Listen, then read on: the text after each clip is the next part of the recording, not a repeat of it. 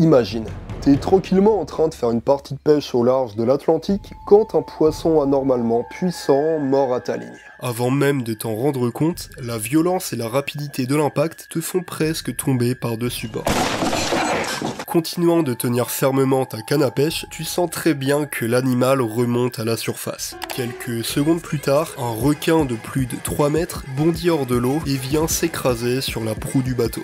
À toi de te débrouiller avec ça. Moi, c'est Waldboy, et aujourd'hui je t'emmène à mes côtés pour plonger à la découverte du requin le plus rapide du monde. J'ai nommé le requin mako.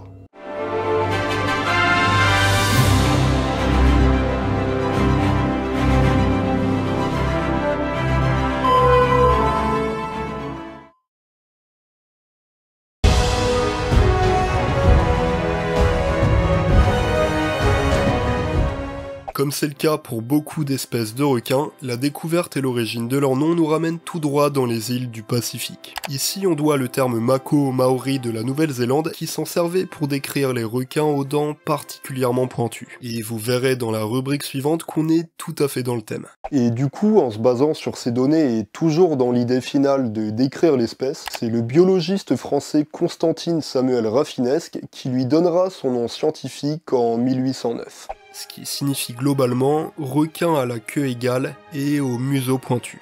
Félicitations, je sais pas quoi te dire, bravo pour ce que tu as fait, et voilà. Un artiste. Ouais, le mec s'est pas foulé, mais on va dire que ça colle plutôt bien à l'anatomie de ce beau jeune homme. Oh! J'ai le droit de vivre un peu!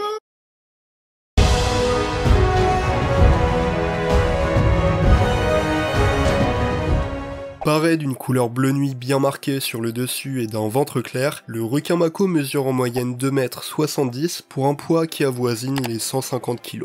Du coup, on est quand même relativement loin des mensurations de géants du grand requin blanc ou du requin tigre. Même s'il y a quand même des requins mako de plus de 5 mètres qui ont déjà été pêchés près des côtes françaises. Ce requin est doté d'un corps fuselé et d'une forme hydrodynamique. Son museau pointu, son corps svelte, ses nageoires fines et arrondies et ses branchies très larges lui offrent une respiration et une vitesse optimale. Hormis ça, je trouve que ce qui est vraiment caractéristique du requin mako, c'est sa gueule vachement reconnaissable. Des pupilles d'un noir profond, un museau effilé et des dents hyper pointues qui sortent de la mâchoire. Tout ça, mine de rien, ça fait de lui un requin assez terrifiant, ce qui explique qu'il soit largement exploité au cinéma. Pour la petite anecdote, le film Peur bleue sorti en 1999 met en scène des requins mako génétiquement modifiés et hyper intelligents qui s'attaquent aux biologistes qui les ont créés pendant une tempête qui leur permet de s'évader. Bon, le film est relativement con, mais pour moi ça fait partie des bons navets. Ça fait très SF, les requins sont plutôt bien foutus, et on retrouve Samuel L. Jackson. Donc finalement, que demande le peuple? We're gonna find a way to get out of here. First, we're gonna seal off this movie.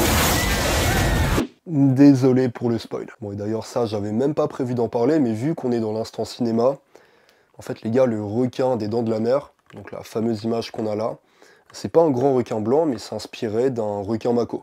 Hormis ça, les études morphologiques menées dans les eaux néo-zélandaises démontrent que le requin mako serait l'un des requins les plus intelligents. En fait, il possède l'un des plus gros ratios de taille de cerveau en comparaison à la taille de son corps. Oh putain!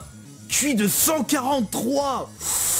Et contrairement à d'autres espèces qui se basent beaucoup sur la réaction du champ électromagnétique, il semblerait que le mako privilégie plutôt la chasse à la vue et à l'odorat.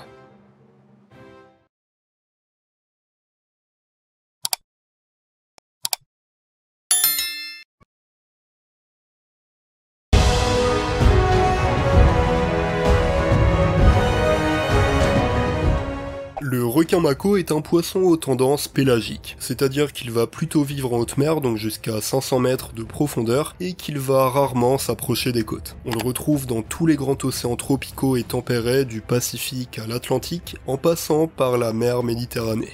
Comme tu peux très bien le voir à sa mâchoire, le mako est un requin purement carnivore, qui va se nourrir de divers poissons comme par exemple des maquereaux, des thons ou des espadons, des céphalopodes, de petits dauphins, des oiseaux marins ou encore des tortues marines.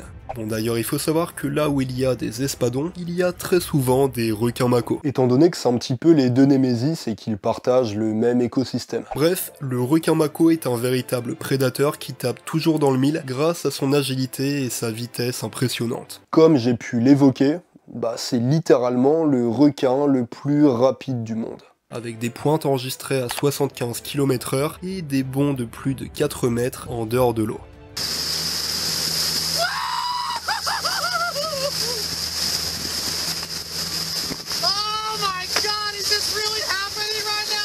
Finalement, on pourrait dire que le requin mako utilise la stratégie du blitzkrieg. C'est bien simple, il fait très souvent une unique attaque éclair par surprise en surgissant des profondeurs, étant donné que la peau bleu foncé de ce loustic lui permet de très bien se camoufler face aux proies. Et il est temps pour la deuxième petite anecdote. Depuis le début de la vidéo, vous vous demandez sûrement, ok c'est cool, mais est-ce que le requin mako est dangereux pour l'homme ? Bon, des morsures ont déjà été recensées, mais en plus d'être rarissimes, le peu d'attaques ayant eu lieu ont été provoquées par des comportements inadéquats de la part des plongeurs. L'exemple parfait, ou plutôt le pire exemple, c'est ce bon vieux Steve-O de Jackass qui en fait s'accroche un hameçon dans la bouche avant de sauter dans une eau qui est réputée pour être remplie de requins. Oh shit, Steve-O!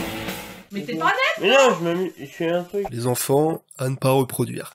Ah ouais, et du coup, pour ceux qui se demandent, et d'ailleurs c'est vraiment l'épisode parfait pour en parler, mais ça en fait c'est une dent de Carcharodon astalis. Donc littéralement le grand requin mako géant préhistorique. Bon, ils ont un petit peu abusé sur le nom, mais en fait ouais, c'est littéralement l'ancêtre du requin mako. Étant un poisson acrobatique et très nerveux au même titre que l'espadon... Alors attends, par contre, je vais t'arrêter tout de suite. Je vais t'expliquer un truc, moi je suis un nerveux. Donc là, à tout moment, ça part en fait.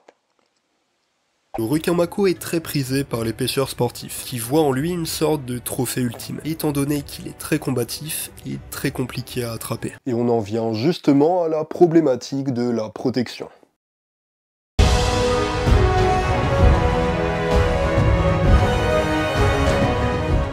Comme la majorité des poissons, le requin mako subit de plein fouet les effets néfastes de la surpêche. Bien qu'il soit désormais classé comme espèce en danger à l'échelle mondiale, ses effectifs continuent de chuter drastiquement, particulièrement dans l'Atlantique et surtout dans la mer Méditerranée où l'espèce a presque disparu. La raison est très simple, c'est l'un des requins dont la chair et les ailerons sont les plus commercialisés. Surtout en Asie, mais également en France, où des requins mako accidentellement pris dans des filets, sont ensuite vendus et mis à la carte de restaurants. Heureusement, on peut compter sur certains acteurs comme l'association Aileron qui vise à mener des actions pour protéger les populations de requins et de raies qui vivent en Méditerranée. Vous pouvez accéder à plus d'informations sur leur site internet que je mets directement dans la bio.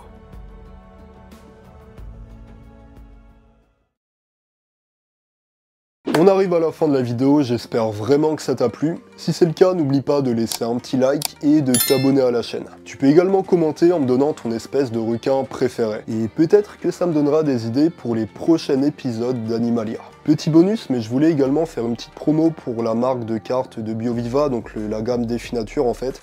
Et vous connaissez peut-être, là en fait ils ont vraiment fait un boîtier uniquement sur les requins. Du coup, vous avez accès à un jeu de cartes d'une trentaine de cartes sur énormément d'espèces de requins. Dans le lot, du coup, il y a le requin mako qui est d'ailleurs une de mes cartes préférées. Et en fait, pour vous expliquer le principe rapidement, c'est un petit peu le concept de la bataille. Donc chacun va avoir une main. Et en fait, vous allez vous affronter sur différentes caractéristiques communes à tous les requins. Donc le poids, la longueur, la longévité et la profondeur. Et là, admettons, si j'ai le requin mako et je pioche au pif le requin léopard, bon admettons là niveau profondeur, le requin mako descend jusqu'à 740 mètres, alors que le requin léopard c'est 70 mètres. Donc c'est le requin mako qui gagne. Jeu très simple, super sympa, les parties sont plutôt rapides, vous pouvez jouer à 2 ou même à plus de joueurs. Voilà, ça me tenait à cœur de leur faire une petite promo, puis là c'est vraiment dans la thématique, étant donné que je parle de requins et que si vous suivez un petit peu la chaîne, vous savez que c'est vraiment mes bestioles préférées. Et voilà, ça me fait vraiment plaisir de parler d'un jeu de cartes qui est super quali et d'une marque qui fait du très bon travail. Tout est fait en France, donc Mettons-les en avant tout simplement. Voilà, en tout cas, c'était Wildboy, j'espère vraiment que t'as aimé cette vidéo, et moi je te dis à dans 2 semaines pour toujours plus d'aventures.